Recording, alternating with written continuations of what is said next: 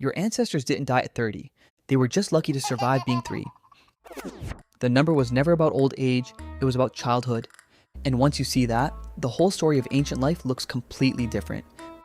Meet Boxy, ancient human. No antibiotics, no dentist, no clean water. Boxy's entire daily to-do list has exactly one item: don't die. That's it. That's the whole calendar. And every single morning, Boxy wakes up already behind. Because the ancient world wasn't dangerous in the movie trailer sense, not all volcanic eruptions and dramatic last stands. It was dangerous in the boring, invisible, completely unfair way. A cut could kill you, not a battle wound. A cut from a slightly sharp stick. It gets red, gets hot. Nobody knows why, because nobody has invented the concept of bacteria yet. The tribe's entire medical response is keep him warm, bring him water, and hope really hard. That's ancient emergency medicine. Optimism and proximity to fire. And it wasn't just cuts. Water, a gamble every time. That stream looks fine. That stream has also been quietly destroying Boxy's digestive system since Tuesday. Food? A failed hunt wasn't let's try somewhere else. It was everyone in the camp is now scared. 2 failed hunts and the children start making that face. You know the one, the face that makes adults feel a specific kind of dread they can't quite name. Even successful hunts had terms and conditions. A wounded deer can kick hard enough to shatter bone. A boar can open you up. A large animal can crush a person completely by accident. Then just continue having a completely normal animal afternoon. Zero remorse. And then there's childbirth. Humans evolved big baby heads while upright walking put strict limits on the shape of the pelvis. The species engineered itself into a geometry problem with no clean solution, and then just kept reproducing and hoping for the best. A difficult birth could kill the baby. The mother. Sometimes both. Every single person alive right now exists because their ancestors somehow threaded that needle, generation after generation for hundreds of thousands of years. So yeah, died before 30 is starting to sound completely believable. But here's the thing, none of this explains why adults were dropping dead at 30. The real killer was earlier, much earlier. Dumbest possible math lesson. Stay with me. 2 people. Baby Boxy dies as an infant, immune system still in beta, bad water, rough start. Old Boxy survives childhood, learns the rules, avoids the obvious mistakes, lives to 60. Average lifespan, 0 plus 60 divided by 2. 30. Nobody died at 30. 1 person died before they could walk. 1 became an elder. The average is technically correct and emotionally completely useless. This is the trap. Average life expectancy is not the same as most adults died at that age. And this one misunderstanding has quietly warped how almost everyone pictures ancient history. The real reason that number looks so brutal? Childhood. Childhood was the gauntlet. In many pre-modern populations, by some estimates, roughly a third of children, sometimes close to half, never made it to adulthood. Picture a classroom of 30 kids. Remove 15. Not transferred. Not dropped out. Just gone, before they ever got the chance to grow up. That's what dragged the average down. Not adults expiring at 29 like forgotten leftovers.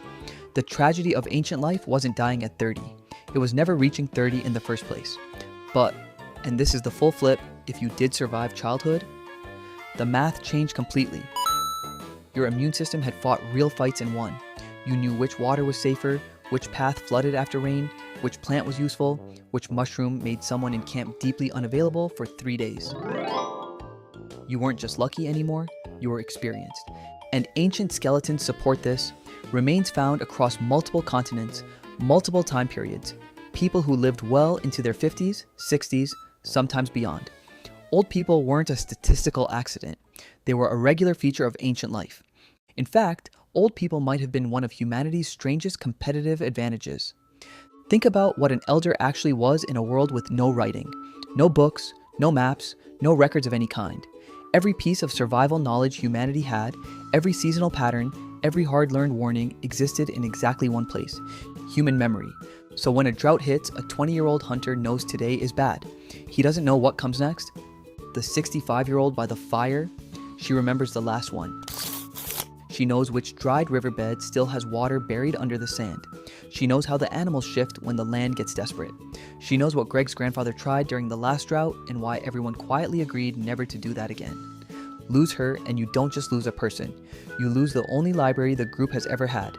No backup, no second copy, gone. This is the foundation of something evolutionary biologists call the grandmother hypothesis.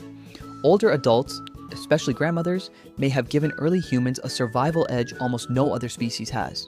Because here's the thing, grandma wasn't just babysitting. Grandma was keeping the whole operating system from crashing.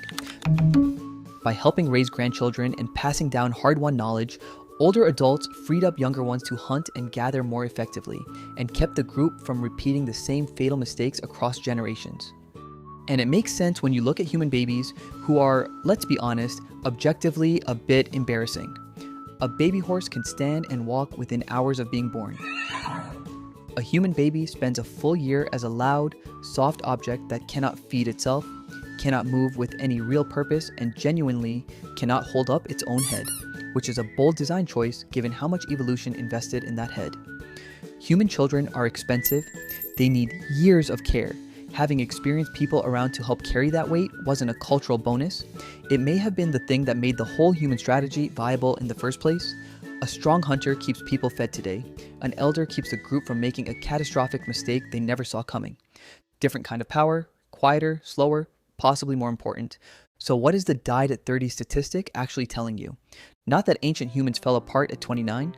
Not that your ancestors had some built-in expiration date stamped somewhere behind the knee. It's telling you that survival used to be front-loaded. The hardest part wasn't getting old, it was getting started. Ancient life had children, teenagers, parents, grandparents, the full range. Just far fewer people made it through each stage because each stage cost something real. The distance between that world and this one isn't really about human biology. It's about the shield.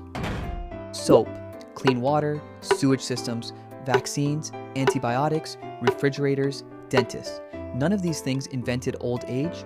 Old age was always biologically possible. What they did was wrap a barrier around childhood. They turned surviving to adulthood from a brutal lottery into something you could reasonably expect. Nobody writes epic poetry about sewage systems, but maybe they should. Ancient humans weren't weaker. They were just living without the protection we've spent centuries building, one unglamorous invention at a time. We're not better, we're just covered. So the next time your back hurts getting out of bed, or your knees make a sound that genuinely concerns you, remember Boxy. Boxy didn't need to live forever. Boxy needed to live long enough to remember where the water was, keep the kid alive, and pass the story to someone smaller sitting by the fire. That was the whole miracle. Not living forever, just keeping the story alive one more generation. Stay oddly human.